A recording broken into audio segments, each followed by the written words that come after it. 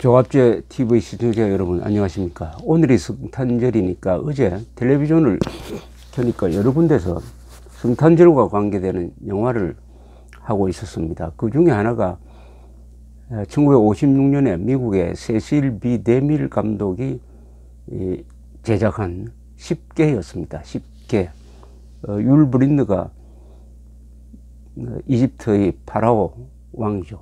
왕으로 나오고 찰턴 헤스턴이 모세로 나오는 대작입니다. 그게 4시간짜리입니다. 1956년에 만들어졌을 때 당시 돈으로 1200만 달러를 투자한 당시로서는 가장 비싸게 먹힌 영화였습니다. 그러나 상영하자마자 곧 1억 2천만 달러를 벌어들였습니다. 지금 역대 영화 중에서 수입 랭킹으로는 7번째, 8번째 왔다 갔다 합니다. 무엇보다도 기독교 신도들이 많이 영화를 본 덕분이 아닌가 그렇게 생각됩니다. 그 영화의 주인공은 모세인데요. 모세가 이집트에서 노예 생활을 하던 이스라엘 사람들을, 유대인들을 이끌고 고향으로 돌아가는 가나안 땅으로 돌아가는 장면입니다. 돌아간다기보다는 가나안 땅으로 가는 그 과정에서 시나이 사막을 지나면서 수십 년 동안 방황하는 이런 과정을 다룬 영화인데, 하이라이트는 그 바다가 갈라지는 장면인데, 그 장면은 좀 특별 무슨 효과 이런 면에서 그 당시만 해도 기술이 부족해가지고 좀 어색합니다. 그 영화의 흠인데요. 어색합니다. 그러나 그 영화는 상업적으로나 여러 면에 성공을 했는데, 저는 인상적으로 본 장면이 있습니다. 모세가 산에 올라가서 하나님으로부터 10계명을 받습니다. 이 돌판에 새겨진 10계명을 가지고 내려오는데, 그동안에 오랫동안 한 40일간 그 산속에 있었기 때문에 모세를 따르던 사람들이 모세가 죽었다고 생각하고, 그동안 모세가 시키는 대로 하다가 보니까 고생한 데 대해서 불만을 품고, 이걸 또 선동하는 사람이 있어가지고 완전히 술판을 벌리고 해가지고 타락하고 있었습니다. 그리고 무엇보다도 금송아지를 만들어서 하나님을 대신해서 섬긴다. 이 기독교의 신이 가장 싫어하는 게 우상을 만드는 것이죠. 그렇게 하도 기가 차니까 모세가 아주 경고를 합니다. 그러니까 그 반항하는 사람들이 우리는 자유다. 우리는 자유민이다. 프리맨이죠. 이렇게 소리칩니다. 여기에 대해서 모세가 하는 이야기가 있습니다. 법이 있어야 자유다.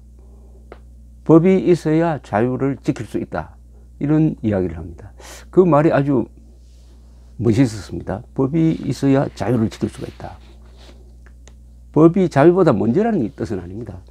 자유를 지키는 데는 법에 의해서 질서가 유지가 돼야 된다. 문득 1980년대 지하철을 타면은 서붙여져 있었던, 또는 아나운서로 나오고 있었던 한 유명한 공익 광고 문구가 생각이 났습니다. 질서는 편하고 자유롭고 아름다운 것. 질서는 편하고 자유롭고 아름다운 것. 질서가 법입니다. 이 말이 생각이 났습니다. 지금 질서를 파괴하는 세력들이 자칭 진보 세력이라고 합니다. 자칭 진보 세력. 근데 그 말을 참 잘 쓰는 것 같아요. 왜냐? 진보란 말, 프로그레시브란 말을 이 구글에서 찾아보면 90%가 공산주의자를 뜻합니다. 그걸 알고 쓰면은 그 나쁜 사람이고, 모르고 쓰면 어리석은 거죠. 진보란 말 잘 써야 됩니다. 법을 떠난 진보, 자유를 떠난 진보는 없습니다. 그것은 문명 파괴의 다른 이름일 뿐입니다. 그래, 그 영화를 보고 나서 제가 구약 성경을 한번 찾아봤습니다. 그 말이 나오는지 딱 그 말은 나오지는 않아요. 나오지는 않는데 그와 유사한 아주 흥미로운 문장들이 출애굽기에 많이 나왔습니다. 출애굽기 하면 영어로는 엑소더스라고 합니다. 엑소더스. 그러니까 출애굽기 23장을 찾았는데 여기에 요사이 들어도 아주 현실성이 있는 내용이 있습니다. 이 내용은 뭐냐면은 하나님이 모세를 통해서 법률을 선포한 내용입니다. 그러니까 모세는 이스라엘 역사에서 법을 만든 사람인데 그 법은 하느님으로부터 받아서 만든 내용으로 되어 있습니다. 그래서 이 출애굽기가 23장 이 무렵에 가면 아주 자세하게 막 법률, 규칙 이런 내용이 나옵니다. 23장 1절은 이렇습니다. 너는 거짓된 풍설을 퍼뜨리지 말며 악인과 연합하여 위정하는 정인이 되지 말라. 간단하게 이야기하면 나쁜 사람들과 손잡고 거짓 선동하지 말라는 뜻이죠. 2절은 이렇습니다. 다수를 따라 악을 행하지 말며 재판에 나가서 다수를 따라 부당한 증언을 하지 말라. 이것은 군중을 따라서 거짓말을 하지 말라는 그런 뜻이죠. 특히 법적 문제에서 다수를 따른다고 해가지고 인기 발언을 한다든지 또 이상한 증언을 하지 말라는 뜻입니다. 이건 일종의 포퓰리즘을 경고하는 이야기입니다. 다수를 따르지 마라. 이거 영어 번역을 읽어보면 더 이렇게 확실하게 이 감이 옵니다. 영어 성경에는 이렇게 되어 있습니다. Do not follow the crowd in doing wrong. 군중을 따라가다가 나쁜 짓을 하지 말라. 이런 뜻이죠. 그게 아주 딱 실감이 오는군요. 그 다음에 3절은 어떠냐. 가난한 자의 송사라고 해서 편파적으로 두둔하지 말지니라. 이것도 영어가 더 낫습니다. Do not show favoritism to a poor person in a lawsuit. 재판에서 가난하다고 해가지고 그 가난한 사람을 편들지 말라는 이야기입니다. 이것도 요사이 한국 사회에서는 약한 사람, 가난한 사람이라고 스스로 자처하는 사람에 대해서는 법을 느슨하게 적용하려고 하다가 보니까 가난하면서 악한 사람이 완전히 법 위에서 노는 세상이 지금 되고 있습니다. 가난한 게 부끄러움이 아니라 특권이 되고 있습니다. 물론 가난한 게 부끄러움이 되어서는 안 됩니다. 그러나 특권이 되어서도 안 되죠. 그것을 아마 이 성경은 일찍이 이렇게 딱 간파를 해가지고 딱 요약하면 이렇습니다. 선동하지 말라. 다수를 따라서 위정하지 말라. 가난하다고 무조건 편들지 말라. 또 이런 내용도 있습니다. 23장 8절입니다. 너는 뇌물을 받지 말라. 뇌물은 밝은 자의 눈을 어둡게 하고 정의로운 자의 말을 비틀게 하느니라. 뇌물을 받으면 밝은 눈도 어두워지고 정의로운 사람도 말을 거짓말한다. 거짓말하게 된다. 그런 힘이 뇌물에 있다. 이런 뜻이죠. 9절은 이렇습니다. 너는 이방인을 단합하지 말라. 너희도 이집트에서 이방인이었지 않느냐? 이방인이었지 않느냐? 이걸 다 합치면은 요사이 한국에서 그대로 적용되는 경고가 아닌가 이렇게 생각이 되었습니다.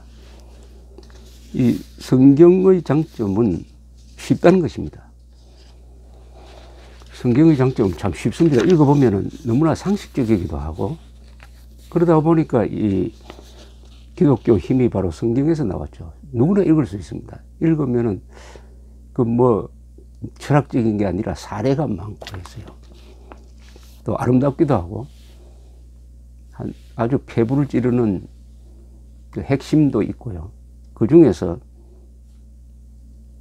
이 오늘 성탄절에 맞는 문장을 하나 소개해 드리려고 합니다. 그것은 신약성경 고린도전서 13장입니다. 이 문장은 뭐 너무나 유명한 문장이고 또 노래로도 뭐 알려져 있습니다. 물론 이것은 사도 바울이 쓴 문장입니다. 사도 바울이 신약 성경의 약 반을 썼는데 이분은 참 명문장가입니다. 인류 역사상 최고의 명문장가가 아니냐 하는 그런 생각이 듭니다. 다른 위대한 점도 있지만 이 13장을 제가 영어 성경과 조금 대조를 해가면서 운율에 맞게 좀 조정을 한 겁니다만은 90%가 성경 그대로입니다. 제가 한번 읽어보겠습니다. 내가 사랑의 방언과 천사의 말을 할지라도 사랑이 없으면 울리는 징과 시끄러운 꽹과리에 지나지 않고 내가 예언한 능력이 있어 모든 비밀과 모든 지식을 알고 또 산을 옮길 만한 믿음이 있을지라도 사랑이 없으면 나는 아무것도 아니며 내가 가진 모든 것으로 가난한 사람들을 구제하고 또 내 몸을 불사르게 내어줄지라도 사랑이 없으면 아무 소용이 없느니라. 사랑은 오래 참고 사랑은 온유하며 시기하지 아니하며 자랑하지 아니하며 교만하지 아니하고 무례히 행하지 아니하며 자기의 이익만 찾지 아니하며 성내지 아니하고 악을 행하지 아니하며 불의를 기뻐하지 아니하고 진리와 함께 즐거워하며 모든 것을 감싸고 모든 것을 믿으며 모든 것을 소망하고 모든 것을 견디느니라. 사랑은 영원히 변치 않으나 예언은 끊어지고 방언도 거치고 지식도 없어지리라. 우리는 단편적으로 알고 단편적으로 예언하나 온전한 것이 올 때는 불완전한 것이 사라지리라. 내가 어렸을 때는 말하는 것이 어린아이와 같았고 생각하는 것도 어린아이와 같았으며 깨닫는 것도 어린아이와 같았으나 어른이 되어서는 어린아이의 버릇을 버렸노라. 지금은 흐린 거울을 보는 것 같이 희미하게 보이지만 그때가 되면 얼굴과 얼굴을 맞대고 볼 것이요. 지금은 내가 단편적으로 아나 그때는 주께서 나를 아시는 것 같이 모든 것을 온전히 알게 되리라. 그런즉 믿음, 소망, 사랑 이 세 가지는 항상 있을 것인데 그 중의 제일은 사랑이라. 아무쪼록 즐거운 성탄절 보내시기 바랍니다. 감사합니다.